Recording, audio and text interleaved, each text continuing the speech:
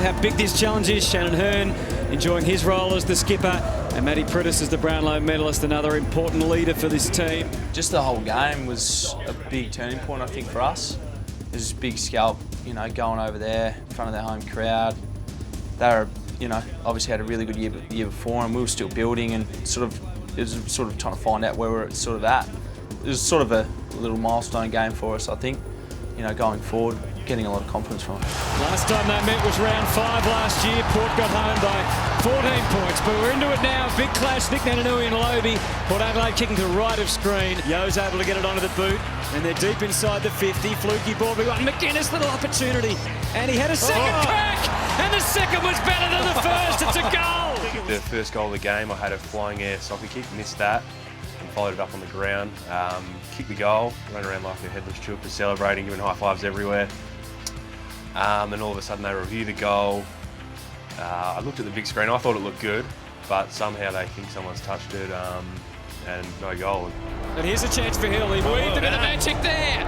And has nailed the kick. How good was that? Yeah, it was a game on edge, really. Like, we came down to the last few minutes, I think, and to have the players just, you know, keeping a cool focus and knowing what they had to do and keep calm in the situations they were put in. And yeah, I know all the boys, they were a bit edgy, but, you know, to be able to look after each other there on the field showed that we could lead into the rest of the season and play, you know, in tough situations like that. And the Eagles have really come to put it up Port Adelaide. We were under the pump a fair bit, and Simo was sort of like, all right, well, we've got to sort of have a crack here, and we did that, and we hung on, and yeah, to win away from home, and that sort of kick-started our season, that game. You could drop punt or just come around and bend it back. Just maybe like that. Simple.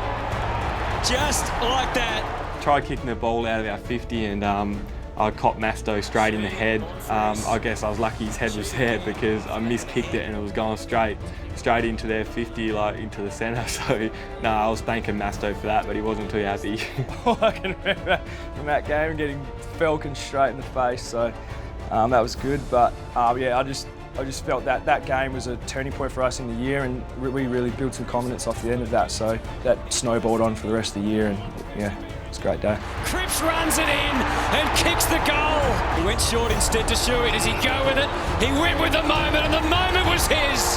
The last 10 minutes seemed to go for 30 minutes. It was just stoppage after stoppage, and the back line was holding out pretty well. There wasn't a lot in the margin, maybe under a goal. Big kick, the mitts. Yeah, it was pretty nerve-wracking, but the Shuey goal at the end was very impressive. It was really capped off the day for us. Luke Shuey, the moment of reckoning. He kicks the goal.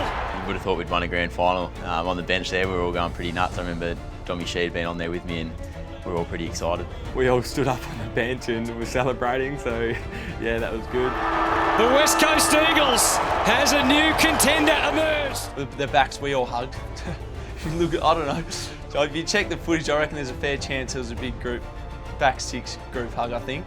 We were all pretty stoked. I was just stoked Shuey kicked it, so we didn't have to took the pressure off a little bit, but nah, it was good moments. An amazing win on the road. They haven't been able to beat the big teams until now.